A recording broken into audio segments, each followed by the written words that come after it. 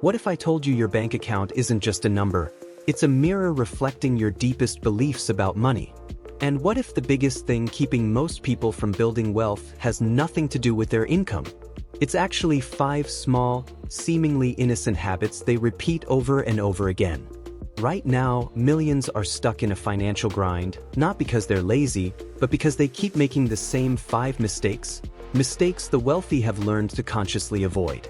These are the very traps that turn money into a source of stress instead of a tool for freedom.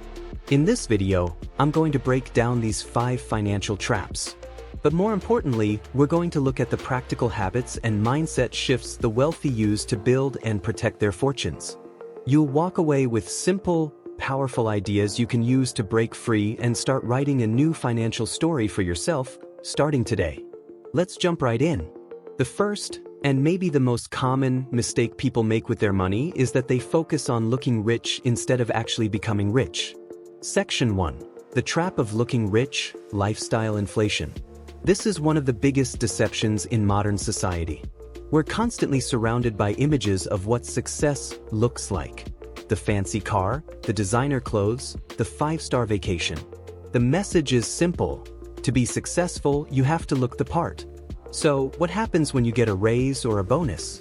Instead of seeing that extra money as a tool to build your freedom, you see it as a chance to upgrade your lifestyle. This is called lifestyle inflation or lifestyle creep. It's the tendency to increase your spending as your income grows. Your Honda becomes a BMW. Your apartment gets an upgrade to a trendier neighborhood. Your nights in become expensive dinners out.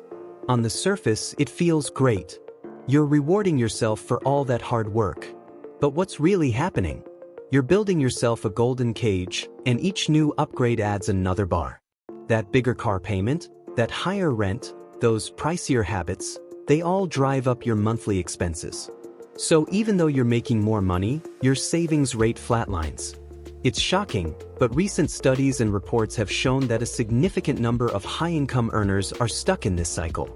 A 2024 PYMNTS report found that 36% of people making over $200,000 a year are living paycheck to paycheck.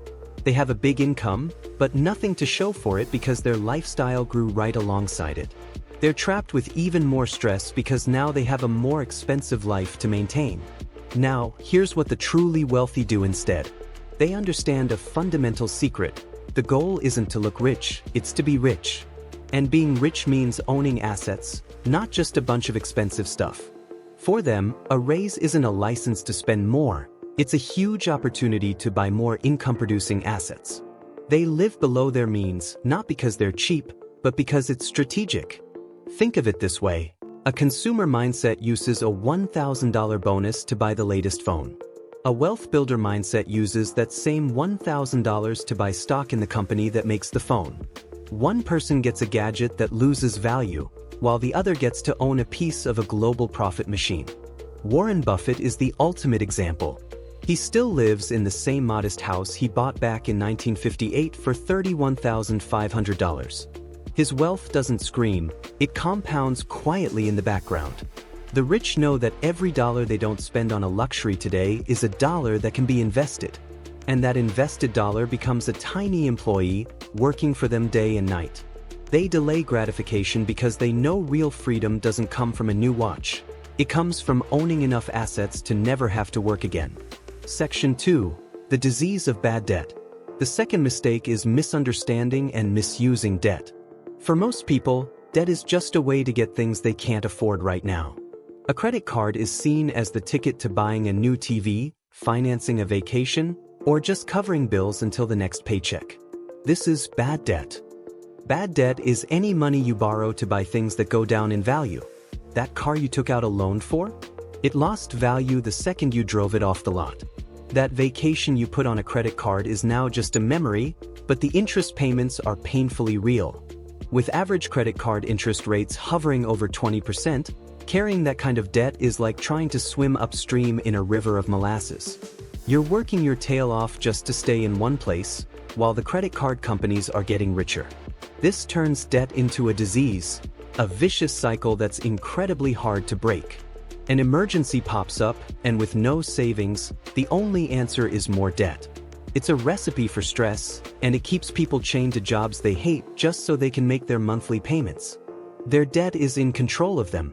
The wealthy, on the other hand, see debt completely differently. They know there are two kinds of debt: the bad kind that makes you poor and the good kind that can help make you rich. Wealthy people are masters of using good debt, or leverage. This is money borrowed to buy an asset that's expected to generate income or grow in value. They don't use debt to buy liabilities, they use it to buy assets. For instance, an investor might get a loan to buy a rental property. The rent they collect covers the mortgage and other costs, and the leftover cash goes straight into their pocket. Meanwhile, the property value is likely going up, and their tenants are essentially paying off the loan for them. They've just used the bank's money to buy an asset that pays them. Another example is starting a business. A smart entrepreneur might take out a business loan to buy equipment that makes their company more profitable. The debt is an investment into a system designed to generate more money. So what's the difference? The poor use debt to fund a lifestyle. The rich use debt to fund investments. The poor pay interest. The rich earn returns. This one distinction is a massive driver of the wealth gap. Section 3. The paralysis of playing not to lose. The third mistake is prioritizing saving over investing, or being too scared to invest at all. We're taught from a young age to save your money.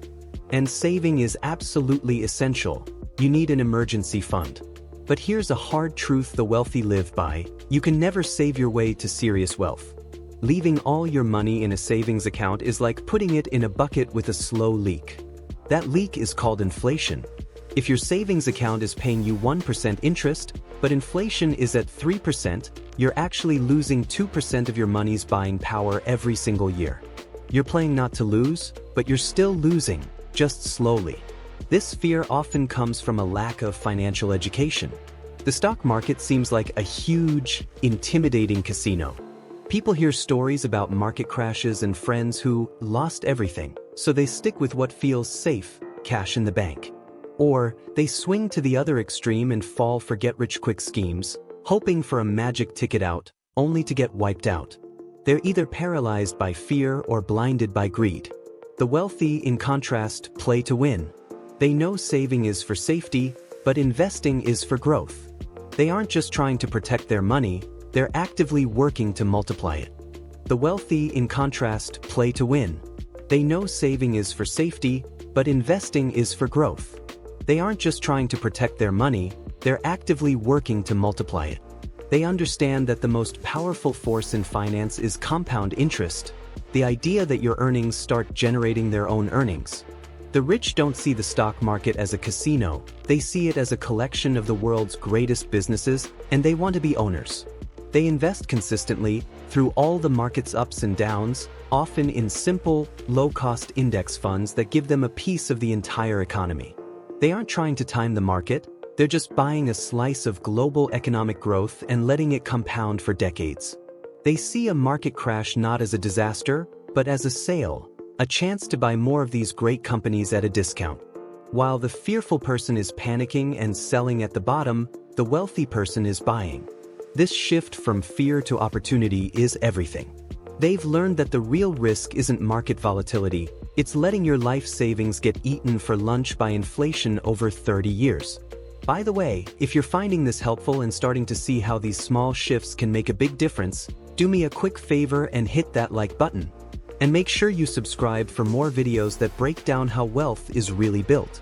It helps the channel out more than you know. Now, let's get into the mindset behind all of this. Section 4. The prison of a scarcity mindset. The fourth, and maybe the most deep-rooted, mistake is operating from a scarcity mindset.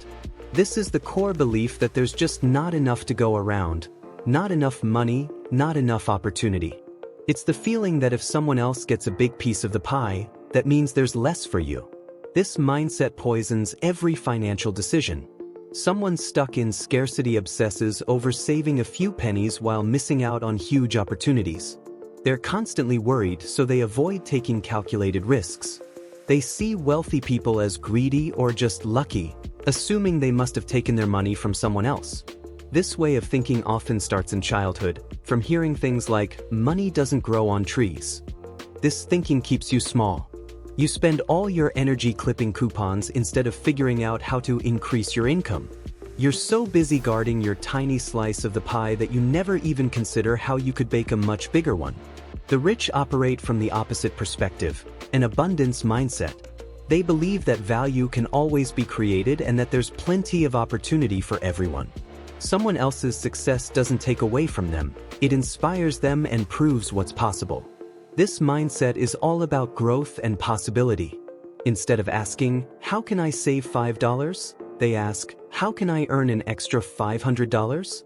Instead of saying, "I can't afford that," they ask, "What would I need to do to afford that?"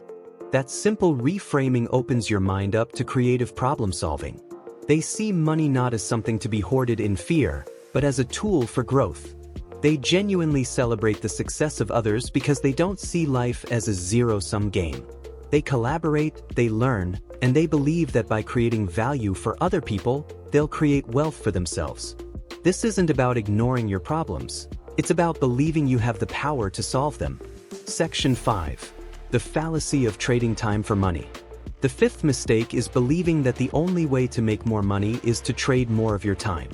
This traps you in a simple equation. Your income equals your hourly rate times the hours you work. Want to double your income? You have to double your hours, which is usually impossible. Your job becomes your only source of money, which makes you incredibly vulnerable. If you get sick or laid off, the money stops. You're on a hamster wheel, running faster and faster just to stay in the same place. Your entire financial life depends on you actively working. Your income is capped by the 24 hours in a day. You have a job, but you don't own a system. You are the system. And any system that depends on one person is bound to break. The rich cracked this code a long time ago. They know you don't get wealthy by selling your time. You get wealthy by building systems that make money for you, independent of your time. The goal is to decouple your income from your hours. They do this by building and buying assets that create multiple streams of income. 1. A dentist works on a patient and a single coin flows to her. 2. The scene expands to a clinic she owns with 4 other dentists working. Now 5 streams of coins flow to her. 3. She takes the coins and buys a rental property. A new stream of rent money appears. 4. She takes the rent money and buys stocks. A final stream of dividend money appears. Think about a dentist who cleans teeth. She's trading her time for money. She only gets paid when she's in the office with a patient. Now, a wealthy dentist might still see patients, but she also owns the clinic. She hires 4 other dentists to work there. Now she earns money from her own work, plus a percentage from the work of 4 other people. She started building a system. Then, she takes the profits from her clinic and buys a rental property, which generates passive income. Then she invests that income into dividend-paying stocks, which pay her just for owning them. Suddenly, she has income from her job, her business, her real estate, and her stocks. If she wants to take a 6-month vacation, the money keeps flowing. That is the essence of financial freedom. It's not about being lazy, it's about having your money work for you instead of you always working for it. 1. Focusing on looking rich, instead of living strategically to actually become rich. 2. Drowning in high-interest bad debt, instead of using good debt to buy assets that pay you. 3. Letting fear keep your money in savings where it loses value, instead of investing consistently for long-term growth. 4. Operating from a scarcity mindset that sees limits, instead of an abundance mindset that sees opportunities. And 5. Believing trading time for money is the only way, instead of building systems and income streams that work for you. These aren't just financial tactics, they're fundamental shifts in how you think and act. The good news is, anyone can adopt them, no matter what your income is today. You can start living below your means, make a plan to crush bad debt, start investing even with small amounts, and begin thinking about how to create income beyond your day job. Thanks for watching. Don't forget to like, subscribe, and share this with someone who needs to hear it.